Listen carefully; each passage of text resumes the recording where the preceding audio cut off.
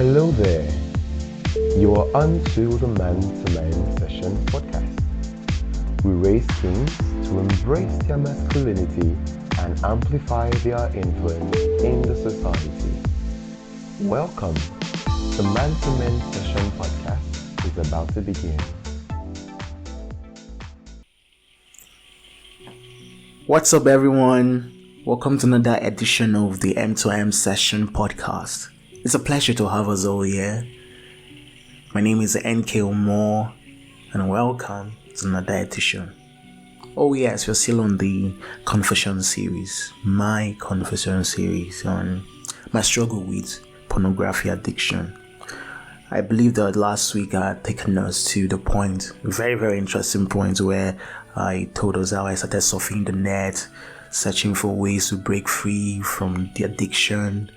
I stumbled upon materials and stories, some articles where persons shared their ordeal with masturbation and pornography. Some say that they had been addicted for over 30 years. Some say that it was it was something of over 20 years. They even narrated how it affected their relationship with their spouses, even their general well-being, where they couldn't even believe in themselves anymore. It was a thing of shame. It was a thing of real pain because they were in constant despair and their self-image really went down. They didn't really have any good self-appraisal. So it was real hell. I got really scared because seeing that I was just 5 years into it, I was still struggling, looking for ways to break out. I was so scared because I was questioning myself. Ehnkay, is this how you're going to continue even to 30 years? I was pretty scared. I was pretty scared. I also checked for ways you can break free. I was checked in I sought for ideas. Some persons say that, you should get an accountability partner. You should substitute the habits with another habit.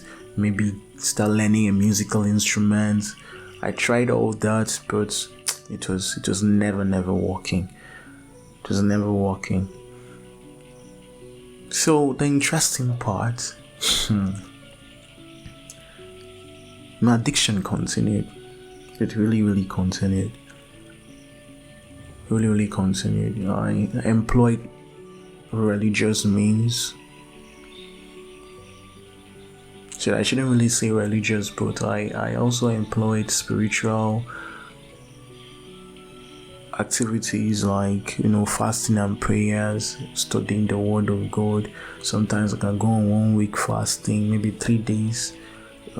But maybe after a month or so, I'll still find myself falling back into it. Sometimes I actually thought I was actually free. I could go a month without it.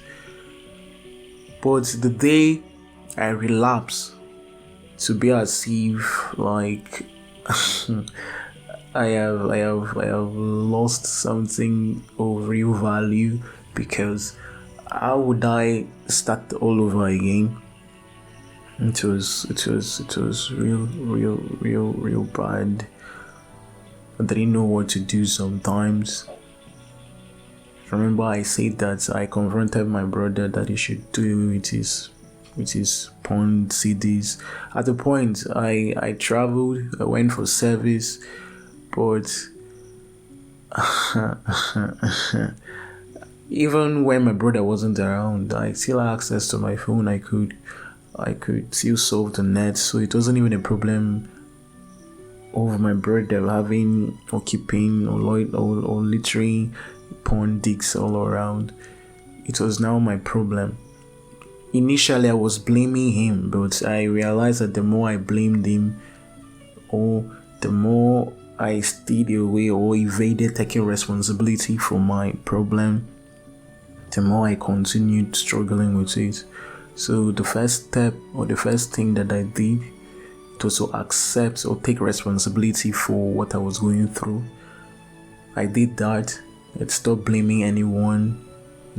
I took full responsibility for what I was going through, because only me understood what I was going through, and only me could actually eventually make the decision to break free.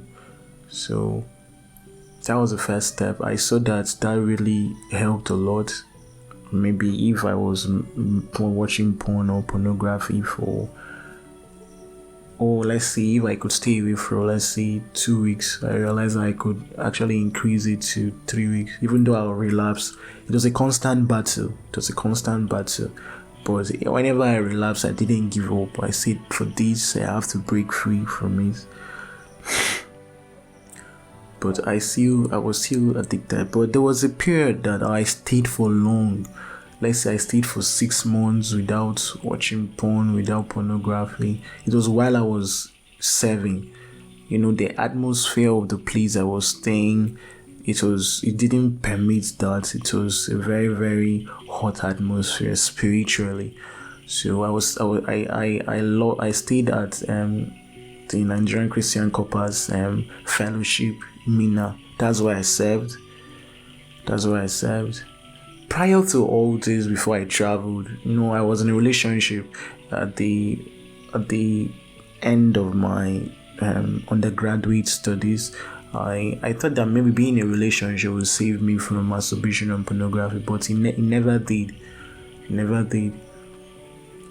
It made me really realize how uncontrolled my sexual urges were back then. Because there are some points I could have problems or issues with my girlfriend back then in Calabar, but sometimes she would say nasty things to me, like, I hope you're not addicted to masturbation. Why are you always particular about we meeting every time? Like, I felt really, really bad, because deep down, and even though it was an accusation or an assumption coming from her, I knew that it was true. Maybe I reacted in a very, maybe a rude manner. We were just having verbal sword fights. We were just talking to ourselves in an ill manner. But my addiction continued back then. So I now got to the point where I went to Mina. I stayed in the Nigerian Christian Corpers Fellowship Lodge in Mina. Every day had spiritual activities, prayers, Bible study, so there was no room for pornography or masturbation to pervade my space. There was no room at all. So that's how I could go 6 months without it. That's how I could go that far without it. It got to 7 months, it got to 8 months, I was still without. I didn't relapse. It really went well. I finally felt that I had broken free from it. That's how I felt. But along the line, it got to 9 months, and wow, I relapsed. It was really, really hell for me, because after going that far, 9 months, I believe in all my being, I believe in all my entirety that I have broken free. But relapsing at that point, it was crazy. And I could trace it to an experience that I had that period. I got into a relationship with a lady that didn't really value the idea of abstinence premaritally. Like, my values on sexual purity and hers were very, very different. To her, she saw nothing wrong in premarital sex. She saw nothing wrong in exploring whatever she wants. Like, for me, I had trained my mind within or in that atmosphere that I was. Like, I was substituting my wrong information or the wrong mind files I had about sexual purity or relationships with the right information. So that's how I could stay that 9 months without falling prey to to the claws or the teeth, the sharp teeth of pornography and masturbation. But when I got into this relationship, it started taking me back and back, and it even got worse. We eventually parted ways. Like we now transcended from a relationship of maybe a close range to a distant relationship, but it still continued. We had chats, sexual chats, maybe it really got me back deep into masturbation and pornography.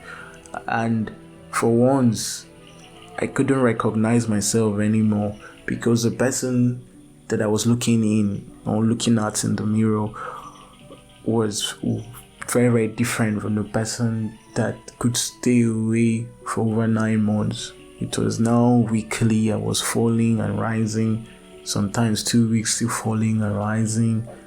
It got so bad because she had gotten so deep into sexual explorations, and even though it was distant relationship, she always made me want to feel like having a thing to do or going down with us. So most times I was really like struggling with pornography and addiction and masturbation. I even opened up. I confessed to her.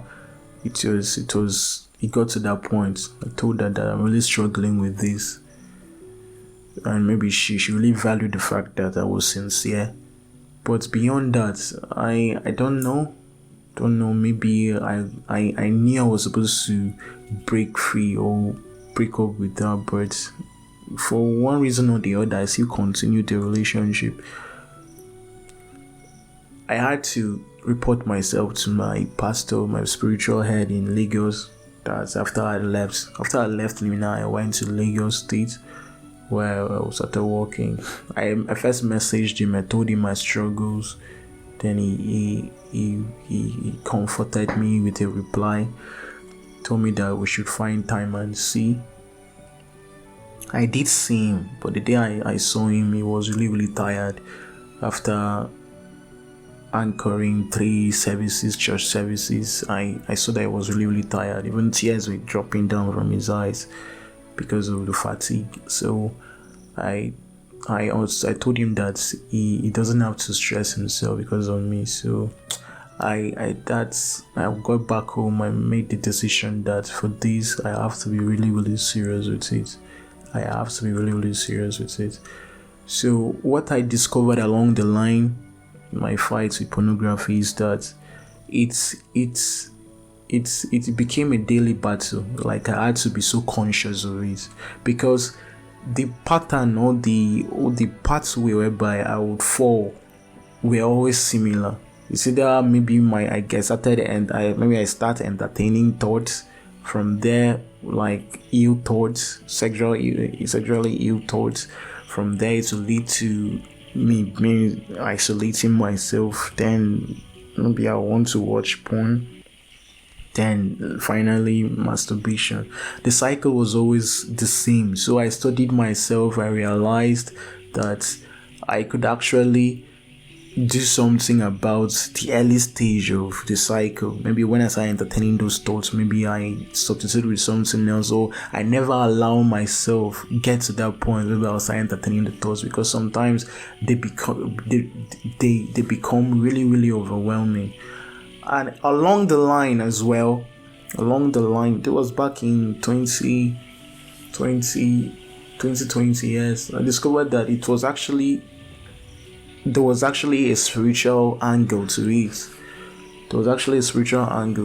So, because most times I studied about incubus and succubus, I'll just have dreams. Maybe I'll be having wet dreams, unnecessary wet dreams. When I wake up, maybe within hours, those thoughts will come. Maybe I'll be weak.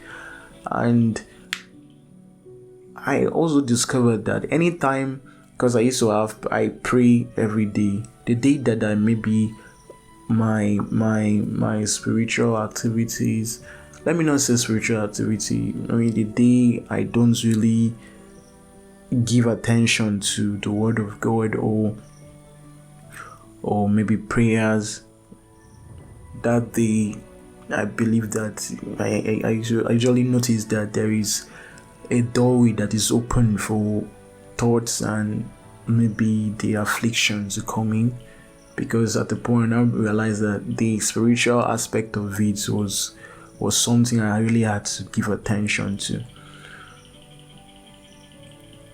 So in a nutshell, what I want to say is that decisions are really, really powerful. The power of decisions are really, really powerful. The same way someone can make the decision that he or she wants to break the cycle of poverty in his or her life, that same power too. I'm not saying maybe the moment you make the decision that you stop masturbating or you stop watching porn, that the effects will be instantaneous. No. But what I'm saying that decision could actually fuel someone's freedom from porn addiction. Yeah. So I made the decision. That was it 2021? I made the decision that I really, really needed to break free from this. I made the decision because sometimes I would stay free for long, and I started entertaining the thoughts that maybe it was my life, because each time I fall, I'll feel as if there is no freedom for me. That is my life. That's like those thoughts. I know that the devil is a master at deceit, but I didn't let those thoughts get to my head. At the point, I really trained my mind to believe that I had no problem. Because I had made the decision already. I'm breaking free. So I first trained my mind. I acknowledged the fact that I had the problem of addiction, but I didn't accept the deception that it was my personal problem, like claiming it that it is my life. I didn't accept it that it is my life, that I am a porn addict. Like, I didn't really accept it. I started rejecting the thoughts that I refused seeing myself that way, and it was really helping me. It was gradually I was breaking free. So at the point, even the way I perceived ladies around me, my senses got my senses got trained. I could really sense quickly who I shouldn't really let close or into my space, because I had exposed myself to information about sexual purity, the value of it. I exposed myself to materials or daily activities to really keep myself going. So that alone didn't make me entertain weary thoughts or ill thoughts for long. So it really helped me. Power of a decision really helped me. So I just started discovering that I could stay for a whole long time, and I stopped keeping count of it. I stopped maybe recording how long. Like, I just see that there were other important things to really focus on. And I also realized something, the same thing I said earlier, that the day I don't really pay attention to prayers or Bible study, those thoughts seem to slip in. Another thing I also noticed was that if I start bragging maybe to myself or to somebody about how well I'm fighting into maybe my freedom, the urge, like the thoughts will come like a flood. The day I just beat my chest, maybe I've done it, I've stayed away for 3 months, the thoughts will come in like the urge will come in like a flood. So yeah, it was like, let's say, it was like, I don't know, like the devil trying to, I don't know, but I knew it was a real battle. So at the point, as I said, I lost count of days that I went free. So I started focusing on other very, very important areas of my life. Started building myself. I gave myself to personal development. I filled in those free periods that the urges or the thoughts could come in to fill in the spaces. I filled them in with activities. I got so busy.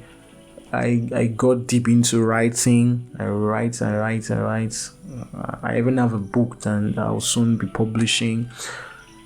I gave in to studying music, learning how to sing better, my work, my job. I gave into having real healthy social groups. So that also helped me as well. So indeed, struggle with masturbation and pornography, it's a story that each person will convey differently. So I believe even my struggle with pornography and masturbation, it almost made me fall a prey to another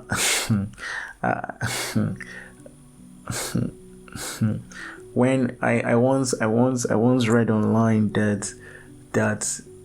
that most homosexuals, that the pathway through which they went into that habit was through pornography and masturbation, because they didn't really value porn and masturbation made them not see any value in having a relationship with the opposite sex. So it became something that was selfish between themselves. Then from there, the doorway was open for the orgies or to believe that it's quite normal to have a thing to do with the same sex. So I'll be talking about that in the next edition of the M2M session podcast. That will be next week. So thank you for listening. We won't be here without you guys. So thank you so much for listening to the M2M session podcast. So make sure to rate and follow us everywhere you listen to our podcasts, including Spotify. So if you like this show, let us know by giving us a follow and leaving us a rating on your Spotify show page. You can be the first to know when a new episode from our podcast is released. All you have to do is click the bell icon to turn on new episode notifications. Also tap the plus sign on any episode to bookmark it for future listening. Thank you, and see you same time next week. Ta-da!